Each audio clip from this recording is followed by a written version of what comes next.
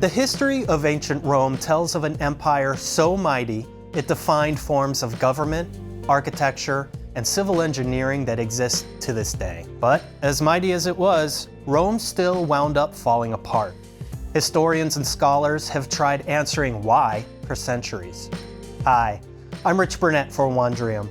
In this episode of Perspectives, 4 experts cover the events that led to the fall of Rome, and they highlight how the Eastern Roman Empire persevered for another 1,000 years afterwards. We begin now with a quick look at some popular perceptions of the fall of the Roman Empire. Enjoy.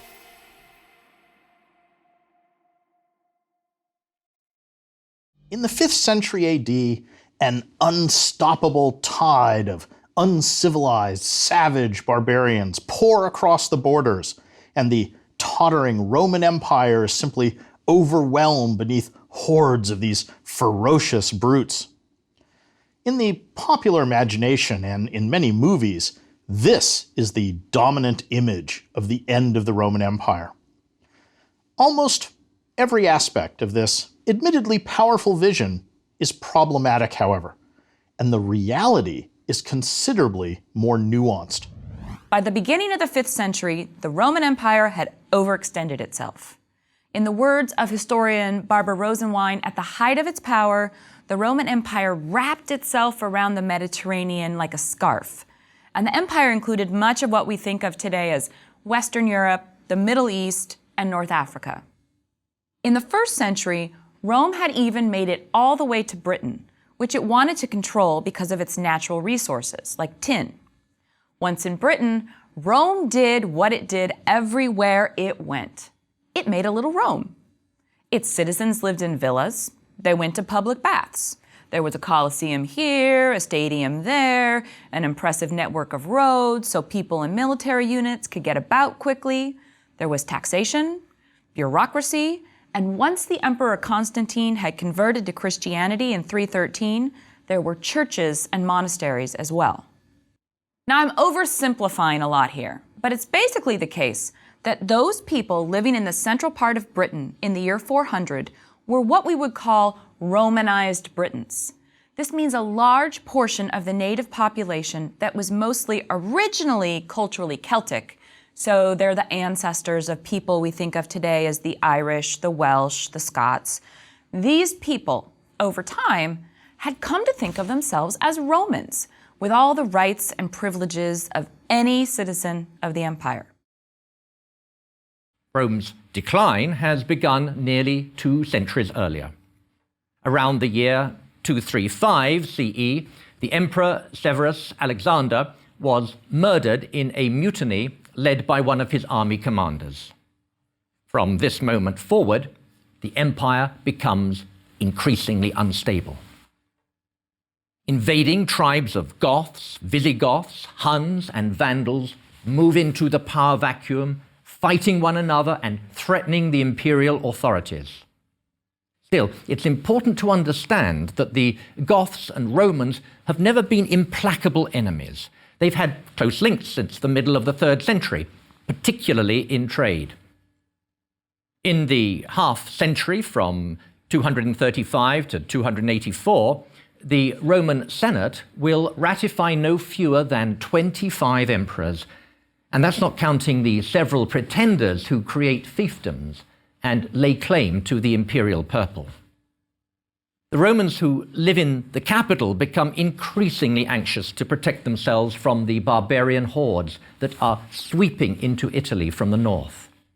The able Emperor Diocletian restored some semblance of order late in the 3rd century, dividing what had become an ungovernable empire into eastern and western halves, each with its own leadership. Then civil war erupted and Constantine fought his way to power.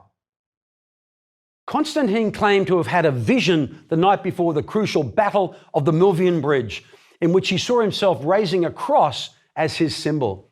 His success in the battle encouraged him to decree in the year 313 of the Common Era that Christianity would henceforth be tolerated throughout the empire. 12 years later, in 325, he invited all of the leading Christian thinkers to assemble at the Council of Nicaea, which resolved critical disputes over Christian beliefs. In 330, Constantine made the old Greek city of Byzantium the capital of the Eastern Empire, and it was later renamed Constantinople. But the endgame of Roman civilization, at least in its classic form, was fast approaching. Various German tribes had been increasingly drawn into the power vacuum created by the crisis of the 3rd century. The Roman army recruited many Germans into its ranks and allowed others to cross the borders and settle on Roman land, although many of these communities were mistreated by corrupt Roman officials. German restlessness was exacerbated by the arrival of the militarized Huns from Central Asia. In keeping with the popular perception, this was indeed a period when the peoples commonly referred to as barbarians invaded, or some would say migrated, into the Roman Empire in hitherto unprecedented numbers.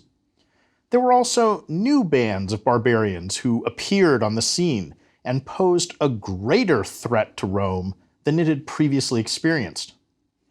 Who were these barbarians? The term barbarian was originally a Greek one, simply meaning those who could not speak Greek. But it eventually became a pejorative label used by the Greeks and Romans to denote almost any group that they regarded as less civilized than themselves. During the Republic and early Empire, the nations labeled as barbarians who fought against Rome in Gaul, Germany, Spain, Britain, and the Balkans were not one unified society or civilization, but were instead dozens of separate tribes, each with its own specific culture, traditions, language, and religious practices. During the early empire, clashes and sometimes full-scale wars against innumerable barbarian nations along the Rhine and Danube frontiers had been a constant preoccupation. These conflicts had included great victories for Rome, but there had been major disasters as well. Nevertheless, the existence of the empire itself had rarely, if ever, been threatened, and no hostile barbarian had set foot in the city of Rome for 8 centuries. It's important to understand that the barbarians are not intent on destroying the empire, rather they want accommodation within it. Not infrequently, barbarian tribes and leaders would be recruited by one faction or another, given Roman titles and privileges, and then employed in civil wars. There was also a growing tendency for the eastern and western halves of the empire to turn inwards and focus on their own problems, failing to cooperate when common threats appeared, and refusing to support one another. All of this was complicated even further by continued external pressure from barbarian tribes on the frontiers and economic crises within the empire. In the early 400s, one of the most important barbarian warlords who became enmeshed in Roman politics was a Visigoth named Alaric. At various points in his career, he had served in the Roman army, fought on Theodosius' side against Arbogast at the Battle of the Frigidus River, turned against the Romans, and looted a number of major cities, been bought off by the Romans with huge cash bribes, been appointed the general in charge of all Roman forces in Illyricum, fought with Stilicho, invaded Italy, and threatened to attack Rome, been bought off yet again with money and titles, again threatened to invade, and then actually blockaded Rome. Finally, in 410 AD, Alaric and a band of Visigoths marched down into Italy, captured Rome, and for 3 days looted the capital. Although the damage to the city was not severe, and Alaric and the Visigoths soon departed with their plunder, the psychological effect of this blow was immense. For the first time in over 800 years, a foreign enemy had occupied the traditional capital of the empire. The city of Rome was invested with profound symbolic significance for the Romans, and their failure to protect it made plain the reduced state of Roman power as nothing else could have. The sack of Rome plainly advertised just how weak the empire, or at least the western half of it, had become. A message that other barbarian tribes would be quick to take note of. As a result of this, the result of this sacking, Rome called all the legions back to the center of the empire. Now, take a second and imagine what would happen if almost overnight all your peacekeeping and your military personnel disappeared and a population used to comfort and order and, dare I say, civilized living found itself with no security infrastructure whatsoever. Those left behind were farmers, craftspeople, members of religious orders. In other words, they were people who were completely unprepared for what happened next. And what happened next is that the Picts from Scotland and the Scots from Ireland and all kinds of Germanic groups from the continent recognized that, hey, Britain is ripe for raiding. And raid it they did. Among those attacking groups were raiders from tribes that hailed from non-Romanized Northern Europe. And this is the region that the Romans had often referred to as Germania. These groups were culturally similar to what we tend to think of when we think of our sort of stereotypical Viking. They were pagan, warlike. They were excellent seafaring peoples, and they worshipped gods similar to those in the Norse pantheon, like Odin.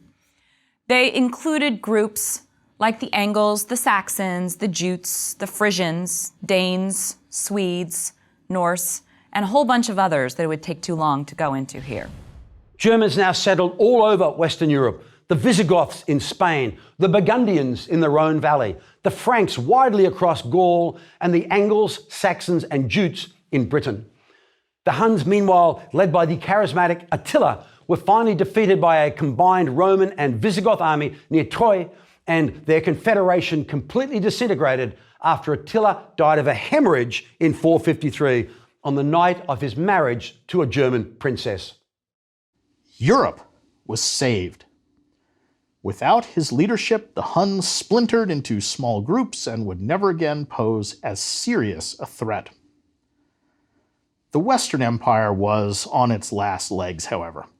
In 455 AD, the Vandals, under their warlike king Gaiseric, sailed up the Tiber River and captured Rome, sacking it much more thoroughly and destructively than Alaric had done earlier that century. Still, the Western Empire continued to limp along, and there was still officially a Roman emperor, even if he no longer ruled over much. Various barbarian warlords in the mold of Stilicho continued to exercise great influence within Roman politics and over the emperors. In the period between 455 and 476 AD, the most powerful of these was a Visigoth named Ricimer, who was the grandson of the Visigothic king Wallia. A new phase was initiated in the mid-470s, when the notional Western emperor was a young man with the rather pretentious name of Romulus Augustulus, recalling both Rome's original founder Romulus and its second founder, the first emperor Augustus. Now, he was a completely undistinguished ruler and probably would be utterly forgotten by history, except that in 476 he was deposed by yet another barbarian serving in the Roman army. This officer, named Odoacer, then broke with precedent by declining to install a new puppet emperor, but instead simply declared himself the King of Italy. This act gave Romulus Augustulus the dubious distinction of being the last official Roman emperor in the West. From now on, barbarian kings would control the territories which had once constituted the western half of the Roman Empire. By the end of the 5th century AD, the Western Roman Empire, centered on Rome, had fallen, or at the very least had been transformed into something that was no longer truly, fully Roman. On the other side of the Mediterranean, the Eastern Roman Empire, with its capital at Constantinople, most certainly did not fall, and would continue to flourish for another 1,000 years. Although they viewed themselves as simply the Romans, later historians have labeled this empire the Byzantine Empire, after the original name of the old Greek colony Byzantium, located at the site where Constantinople would later be built. Today, the same city has undergone yet one more name change and is now Istanbul in Turkey. The city of Constantinople, founded in 330 at the site of the old Greek city of Byzantium by the Roman Emperor Constantine I, increased in power and opulence under his successors until it rivaled Rome itself and surpassed all other cities of the Eastern Mediterranean. The city's status was further enhanced by the decision of the Orthodox Ecumenical Council of Constantinople to make that city's bishop the Patriarch, second in precedence only to the Pope in Rome. Of the approximately 95 emperors who ruled over Constantinople, the most significant of the earlier ones was a man named Justinian. His rise to power began as a boy, when his uncle Justin became emperor and took on his nephew as an assistant. Justinian quickly became his uncle's main confidant and advisor, and when his uncle became senile, took over de facto administration of the empire. Upon his uncle's death in 527, Justinian succeeded him and embarked on an energetic program of building, organization, and conquest. Spectacular rebuilding of the city's defences and of the great church of Hagia Sophia further enhanced Constantinople's status as the greatest city of Western Afro-Eurasia. The city lost some of its splendour in the 7th and 8th centuries following a series of natural disasters and desperate sieges. But in the 9th century, a military and economic recovery took place, leading to the great cultural achievements of the Middle Byzantine period, and the city's reputation as a place protected by military and commercial strength and by God. An unbroken succession of Roman emperors ruled over this Eastern or Byzantine Empire all the way up until 1453, when Constantinople at last fell to the Ottoman Turks. It might seem odd to us today to speak of a Roman Empire that does not include Rome or Italy. But the Byzantines certainly regarded themselves as real Romans, and pretty much everyone at the time thought so as well. If one accepts the Eastern Empire and its rulers as being Romans, a legitimate argument can therefore be made that the Roman Empire did not fall until 1453. And indeed, this is the date that is favored by many historians. Hey, thanks for watching. If you'd like to learn more about the topics in this episode, the full list of series that these clips came from is in the description below. You can watch them all on Wondrium. And don't forget to subscribe to this YouTube channel for new episodes of Perspectives, and you can watch previous ones here.